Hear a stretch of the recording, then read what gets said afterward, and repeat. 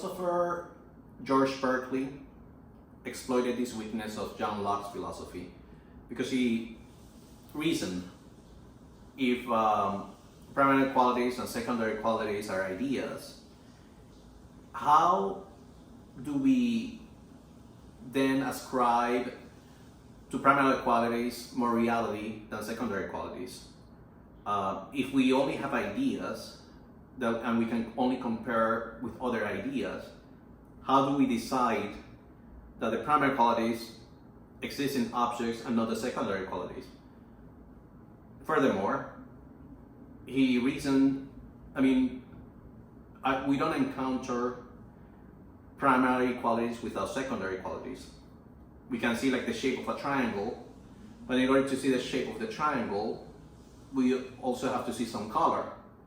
So we cannot abstract in perception that shape and the color. We always find them together. So why do we abstract one from the other as if they were distinct? And they are not actually distinct in perception because we cannot separate them. So he thought then that everything was in the mind and everything was spiritual, everything that we can experience. So the question arose very early in early modern philosophy, whether there were ideas that existed before or that exist before sensation. So do we have any idea that comes before sensation and perception? For John Locke, perception and ideas were the same. So what he needed is like to then trace the origins of those ideas. What are the operations of the understanding that bring about those ideas in order to understand the limits and scope of what we can know, or like the limits of knowledge and understanding. David Hume concentrated on that concept of cause and effect. Cause and effect is so important for us in order to understand our reality. But so he thought about two events, distinct events that are connected necessarily. We can think of ideas that are connected conceptually. So we have the idea of the valley and the hill. So valley and hill are connected conceptually. So there's a necessity there. But in the case of cause and effect of two distinct events, then Hume started thinking about like, where does the necessity come from? So we have a rock and we have like the window breaking. Those are two events that can be thought of as distinct, but somehow we connect them. So where does that necessity come from? If it doesn't come from sensation, then it must be coming from the mind, from the subjective mind. So psychologically, the human mind then connects those two things and thinks of it as if it was necessary.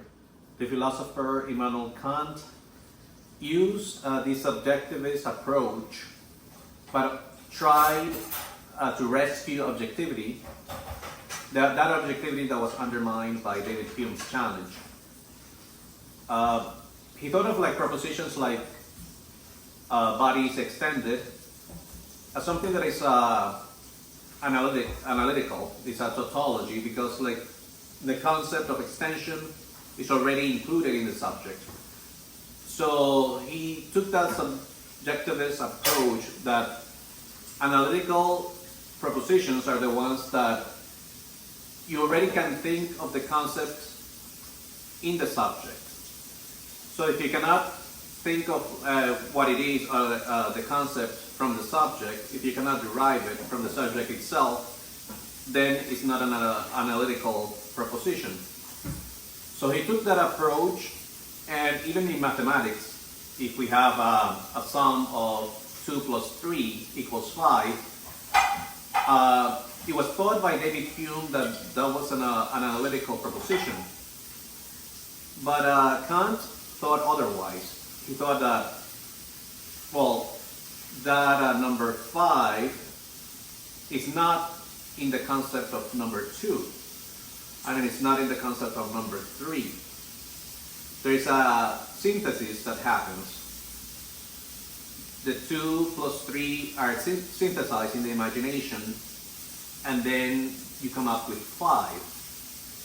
So that type of proposition is not analytical, but it's synthetic. Even though it's synthetic, it's a priori, it's not a posteriori. It's not, you don't get to it through experience, you don't have to experience it. But it's like an operation of the mind that synthesizes those 2 to come up with the result of 5. Could not give us anything that was a priori, that was necessary. But it was Kant's insight that those sensations could give something, could give some data on which the operations of the understanding would work on, and would bring about things that were a priori, although synthetic, so they were necessary. The concept of cause and effect was one of those. So he used the idea of pure apperception, our consciousness, and the activity of the mind that takes all of the sensations, the stimuli of the sensation, and somehow works on it to bring about synthetic judgments that are a priori, including cause and effect, and which are that are necessary for us to even have the possibility of experience. So that intuitions, as he would call it, of a space and time is something that, as human minds, we need those forms in order to even have experience.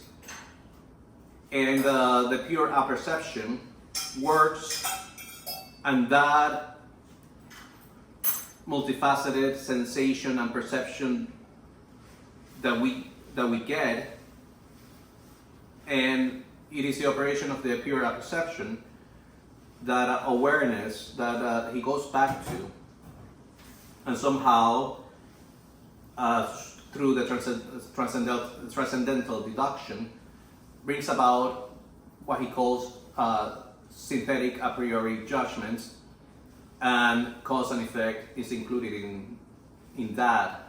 So that through the subjectivity of the mind is actually you get the possibility of objectivity. This concludes my brief discussion on subjectivity and objectivity and the search for knowledge in early modern philosophy. Besides the works of the philosophers René Descartes, David Hume, John Locke, George Berkeley, and Immanuel Kant, I also used a chapter written by the philosopher Wayne Waxman. The chapter is titled Kant's Debt to the British Empiricists, and you can find it in a book titled A Companion to Kant, which was published in 2006.